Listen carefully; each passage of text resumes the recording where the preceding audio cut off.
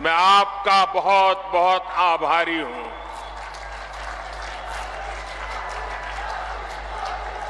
मैं उत्तराखंड आता हूं तो आपसे आशीर्वाद मांगने के साथ ही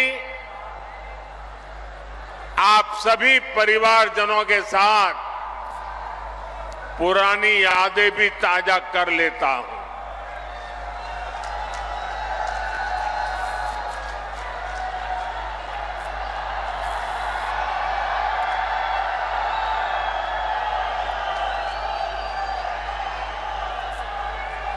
कल मैं भारत के दक्षिणी छोर पर सागर तट पर बसे तमिलनाडु में था और वहां भी लोग कह रहे हैं फिर एक बार, फिर एक बार, फिर एक बार। आज हिमालय की गोद में बाबा केदार और बद्री विशाल के चरणों में हूं तो यहां भी वही गूंज है, फिर एक बार, फिर एक बार। हमारे यहां उत्तराखंड में ये तो देवभूमि है, देवताओं का आह्वान करने की परंपरा है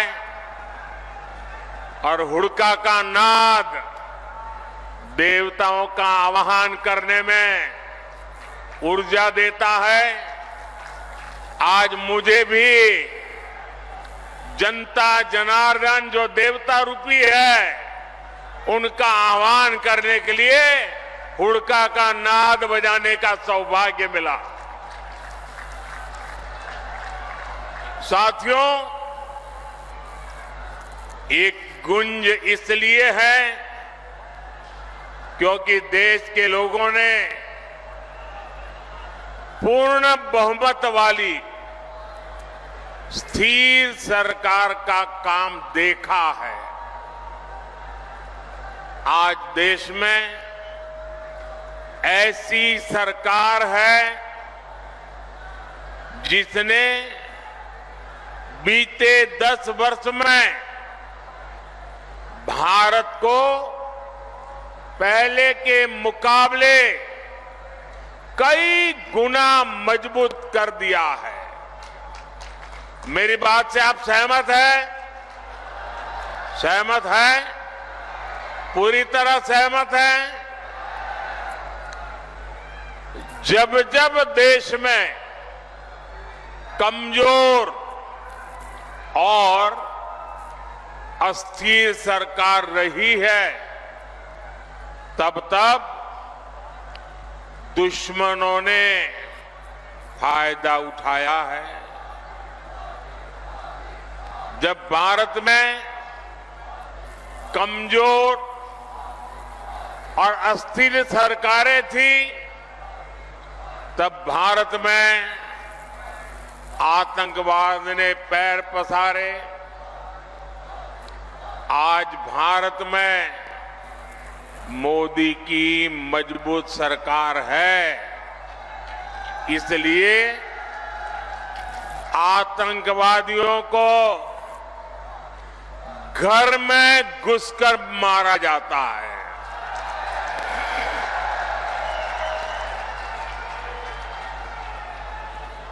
आज भारत में मजबूत सरकार है, इसलिए भारत का तिरंगा युद्ध क्षेत्र में भी सुरक्षा की गारंटी बन जाता है। ये भाजपा की मजबूत सरकार ही है जिसने 7 दशक बाद जम्मू कश्मीर से आर्टिकल 370 खत्म करने का साहस किया। ये भाजपा की मजबूत सरकार ही है जिसने 3 तलाक के खिलाफ कानून बनाया। ये भाजपा की मजबूत सरकार है जिसने महिलाओं को लोकसभा विधानसभा में आरक्षण दिया। ये भाजपा की मजबूत सरकार ही है जिसने सामान्य वर्ग के गरीबों को भी 10% आरक्षण दिया। साथियों, कांग्रेस की सरकार होती तो 1 रैंक 1 पेंशन कभी भी लागू नहीं होता। मोदी ने ये गारंटी दी थी और इसे पूरा करके दिखाया। ये कांग्रेस थी जो कहती थी कि 1 रैंक 1 पेंशन लागू करके हम पूर्व सैनिकों को 500 करोड़ रुपए देंगे। ये मोदी है जिसने 1 रैंक 1 पेंशन लागू करके पूर्व सैनिकों को 1 लाख करोड़ रुपए से ज्यादा उनके बैंक खाते में पहुंचा दिए हैं।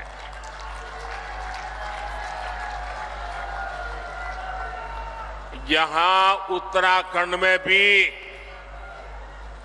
1 रैंक 1 पेंशन के 3,500 करोड़ रुपए से ज्यादा सैनिक परिवारों को मिले हैं।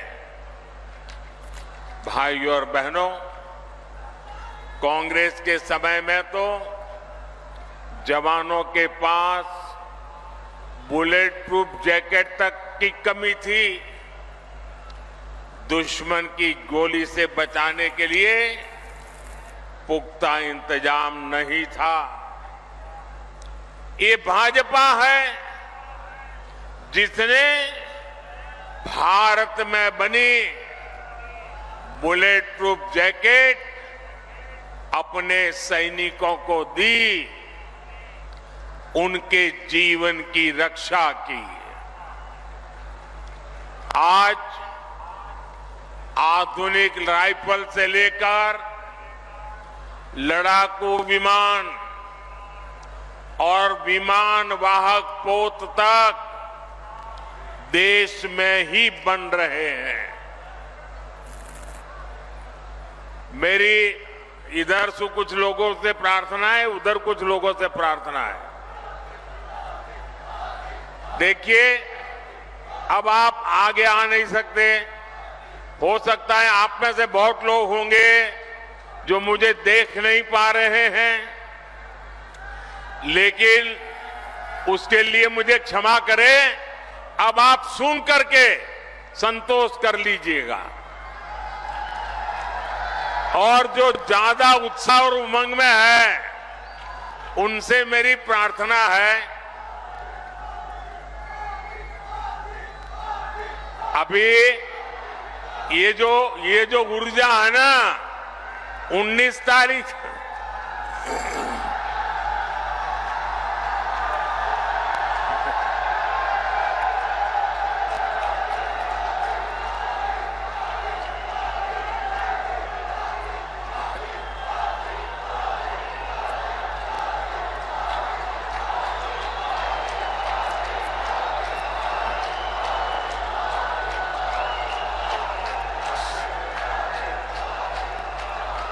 साथियों, ये जो ऊर्जा है ना, वो 19 तारीख तक हमें काम में लगाए रखनी है। सारी ऊर्जा आज मत खर्च कर दीजिए। आपका ये प्यार, आपका ये उत्साह मेरे सर आंखों पर है।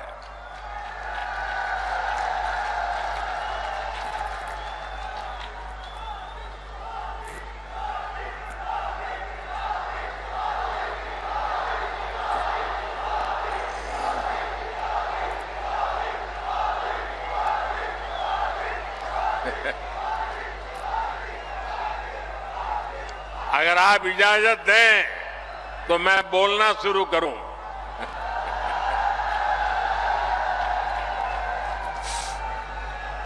देखिए, उत्तराखंड वालों के लिए मैं आपका खुद का घर का हूं।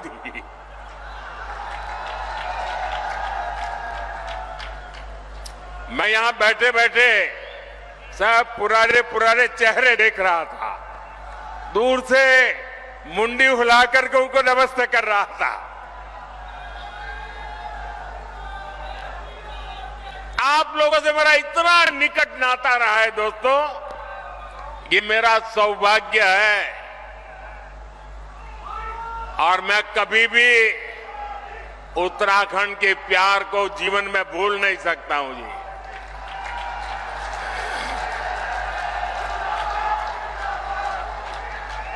आप अगर मुझे अनुमति दे तो मैं बोलना शुरू करूं, लेकिन फिर आप एकदम से जोश में आ जाते हैं। तो आपकी इजाजत है? इजाजत है मैं बोलना शुरू करूं? कितने अच्छे लोग हैं आप।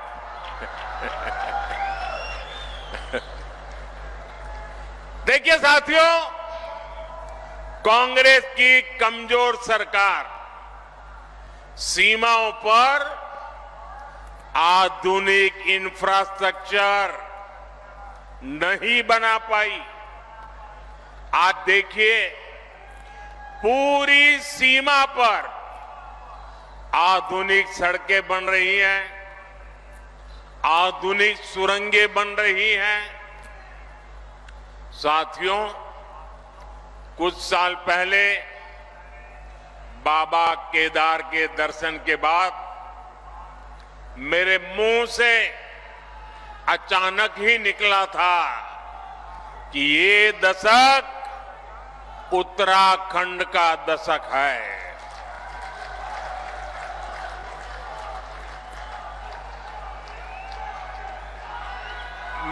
मुझे क्षमा कीजिए, आप शांत रहेंगे क्या? मुझे क्षमा कीजिए, आप शांत रहेंगे क्या?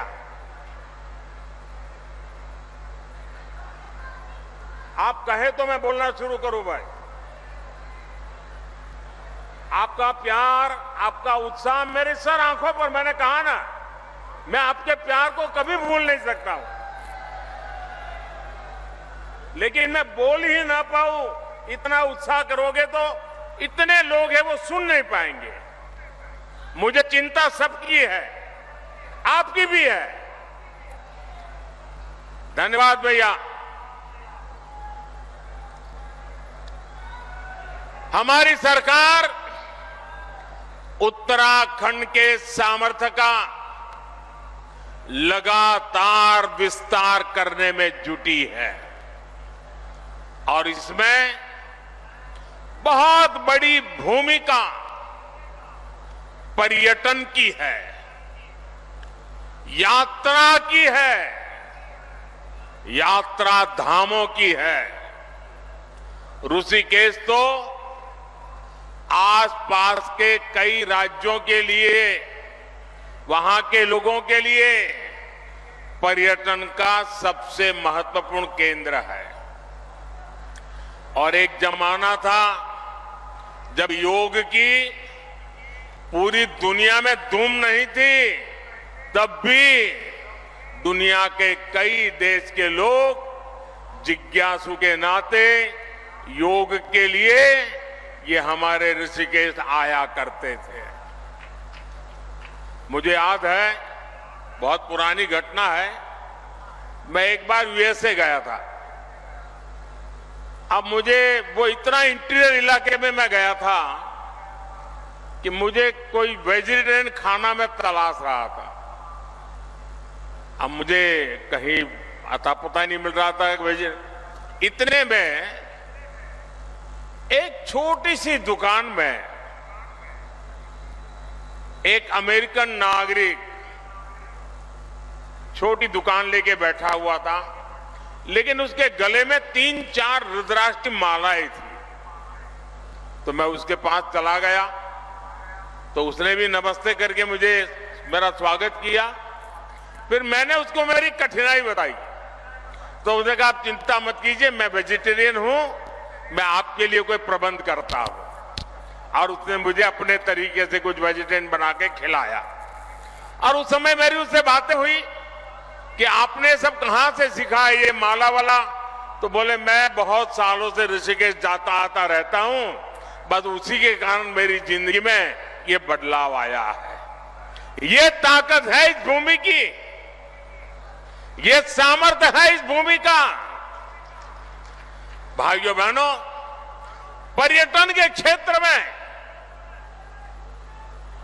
कोई ऐसा एडवेंचर टूरिज्म हो तो हमारा उत्तराखंड है। राफ्टिंग करना हो युवाओं को यहां है, कैंपिंग करना हो दिलचस्पी अगर उसमें है तो यहां पर है, या फिर आध्यात्म और योग में रुचि रखने वाले व्यक्ति हो, ऋषिकेश आकर हर कोई आनंद से भर जाता है। भाजपा सरकार उत्तराखंड के पर्यटन को बढ़ावा देकर रोजगार के नए अवसर तैयार कर रही है। इसके लिए हमारा फोकस इस बात पर है कि देश के किसी भी हिस्से से पर्यटकों के लिए उत्तराखंड के कोने कोने तक पहुंचना आसान होना चाहिए। इसलिए हम देवभूमि में रोडवेज, रेलवेज, एयरवेज की लगातार सुविधा बढ़ाते जा रहे हैं।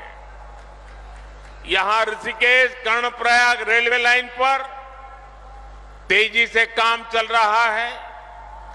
दिल्ली से देहरादून की दूरी भी सिमट रही है। उत्तराखंड के जिन सीमावर्ती गांवों को कांग्रेस अंतिम गांव कहती थी, भाजपा उन्हें देश का पहला गांव मानकर विकास कर रही है। आपने देखा होगा मानस खंड के तीर्थ स्थानों जैसे आदि कैलाश, ओम पर्वत दर्शन के लिए हेलीकॉप्टर सेवाएं शुरू हो गई है। यमुनोत्री, केदारनाथ और हेमकुंड साहब में रोपवे बनने से बहुत सुविधा हो जाएगी। सड़क के रास्ते जो दूरी तय करने में कई कई घंटे लगते थे, उसे कुछ ही समय में पूरा कर लिया जाएगा। 4 धाम परियोजना के तहत केदारनाथ, बद्रीनाथ, गंगोत्री और यमुनोत्री को लगभग 900 किलोमीटर लंबे हाईवे से जोड़ा जा रहा है। इन सब प्रयासों से श्रद्धालुओं को उत्तराखंड पहुंचने में काफी आसानी हो जाएगी। ये इसलिए हो रहा क्योंकि भाजपा की नीयत सही है, और जब नीयत सही होती है तो नतीजे भी सही मिलते हैं। साथियों, 2027 तक केदारनाथ में 1 साल के भीतर करीब 5 लाख श्रद्धालुओं को पहुंचने का रिकॉर्ड था। पिछले वर्ष करीब 20 लाख यात्री केदारनाथ के दर्शन के लिए आए। अगर पूरी 4 धाम यात्रा की बात करें तो पिछले वर्ष 55 लाख से ज्यादा श्रद्धालुओं ने उत्तराखंड की यात्रा की। पिछले वर्ष ही मैंने मानस खंड में आदि कैलाश और ओम पर्वत की यात्रा की थी। लोगों को हिमालय में स्थित ऐसी अलौकिक जगह को देखने का अवसर मिला, तब वहां भी सैकड़ों यात्री पहुंचने लगे हैं। पर्यटन का ये विस्तार सिर्फ एक सेक्टर का विस्तार नहीं है। पर्यटन बढ़ने का मतलब है रोजगार के ज्यादा से ज्यादा अवसर। साथियों, उत्तराखंड में हो रहे इस विकास ने अब पलायन की खबरों को बीते दिन की बात बता दिया है। अब उत्तराखंड के स्टार्टअप की खबरें आती हैं। उत्तराखंड के नौजवानों ने 1000 से अधिक स्टार्टअप रजिस्टर किए हैं। इसमें भी लगभग आधे यानी करीब 500 स्टार्टअप्स उत्तराखंड में हमारी बेटियां उसका नेतृत्व कर रही है। गर्व होता है इन बातों से। मुद्रा योजना से लाखों नौजवानों को बिना गारंटी के ऋण मिले हैं। ये पैसा टूरिज्म से जुड़े हुए काम जैसे होम स्टे, गेस्ट हाउस, दुकान, ढाबा, बहुत बड़ी मात्रा में इसे बनाने में ये धन काम आ रहा है। जब कांग्रेस की सरकार थी तो गरीब का, नौजवान का पैसा बिचौलिए खा जाते थे। भाजपा सरकार लोगों के हक का पैसा सीधे उनके बैंक खाते में ट्रांसफर कर रहा है। उत्तराखंड के किसानों को पीएम किसान सम्मान निधि का 2600 करोड़ रुपए से अधिक उनके खाते में जमा हो चुके हैं। कांग्रेस की सरकार होती तो ये सब कुछ लूट जाता। ये लूट मोदी ने बंद की है और इसलिए मोदी पर उनका गुस्सा 7वें आसमान पर है और इसलिए